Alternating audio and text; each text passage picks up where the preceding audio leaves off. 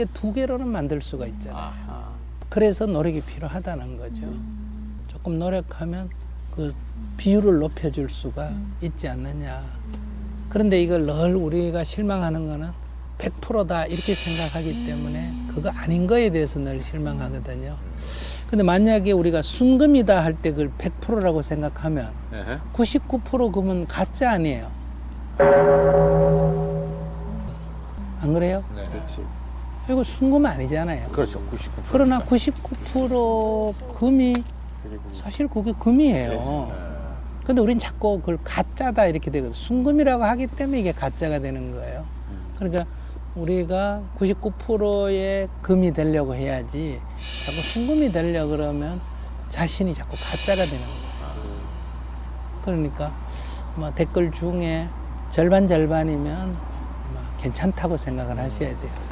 6개, 4개면 아주 양호한 편이고, 7개, 3개면 3개는 반드시 세상에 늘 있을 수밖에 없는 일이다. 그거는 부처님도 공자님도 예수님도 있을 수밖에 없는 일이잖아요.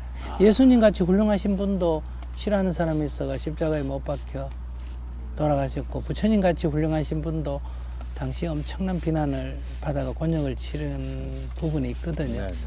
근데 내가 그분보다 훌륭한 게 아니라면 이 정도의 일부 비판은 감수하고 살아야지 너무 이렇게 다 지지를 받을 수는 삶 자체가 그렇게 될 수 없다는 거죠.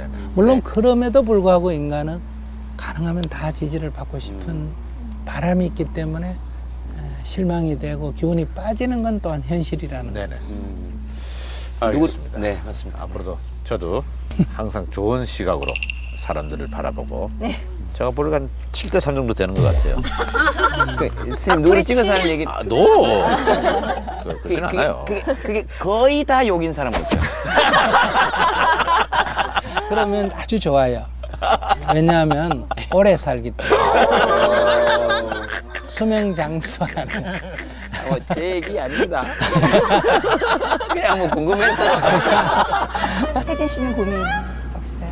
저요? 고민이 많이 있는데, 그러니까 성격적인 고민인 것 같아요. 저는 어쨌든 사람을 대할 때 항상 호의적으로 사람을 대하고 뭐든지 원만하게 해결하려고 노력하는데, 그 영화에도 그런 대사가 나오더라고요. 부당거래라는 영화에 대사가 나오는데, 호의를 베풀면 그게 권리인 줄 안다라는 대사가 있어요. 저는 사람에게 호의를 베푸는데 사람들은 쟤는 그러네, 쟤는 이렇게 해도 돼, 언제나 예스하고 좋은 얼굴로 받아들이기 때문에 저 사람한테는 저렇게 대해도 돼 라고 생각하잖아요. 그런데 어떠한 하나의 일도 그냥 쉽게 넘어가지 않고 어렵게 까다로운 사람들에게는 조심해주고 더 조심해주고 네. 더 신경 써주고 네. 더 생각해준단 말이에요. 맞아요. 그런 부분에 있어서 굉장한 혼란이 있어요. 어떻게 선을 그어야 하고 어떤 마음가짐으로 사람을 대해야 하는지, 그런 것들이 사실 30대에 들어서니까 깊게 고민이 되더라고요.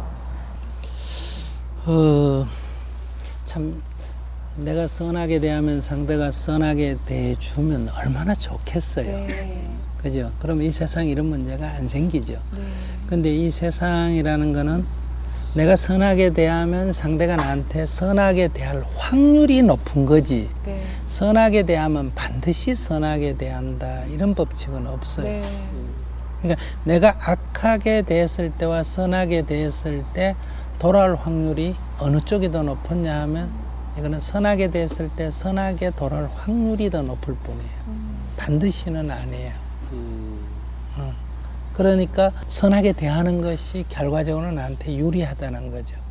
근데 선하게 대하면 반드시 선한 쪽으로 돌아온다고 생각하는데 그렇지 않는 몇 가지 경우가 발생하는 걸 보고 지금 망설이게 되잖아요. 네. 꼭 이렇게 대할 필요가 있나. 네. 악하게 대하니까 오히려 저놈들 정신 차리더라. 네.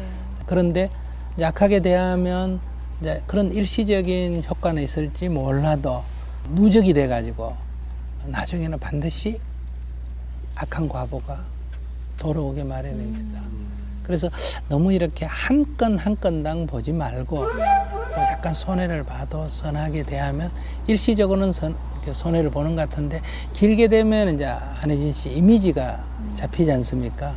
그러면 그걸 이용해서 나한테 손해를 끼치는 사람 가까이에 몇 명이 있지만은 더 많은 대중들은 좋은 이미지를 갖고 사랑하는 마음을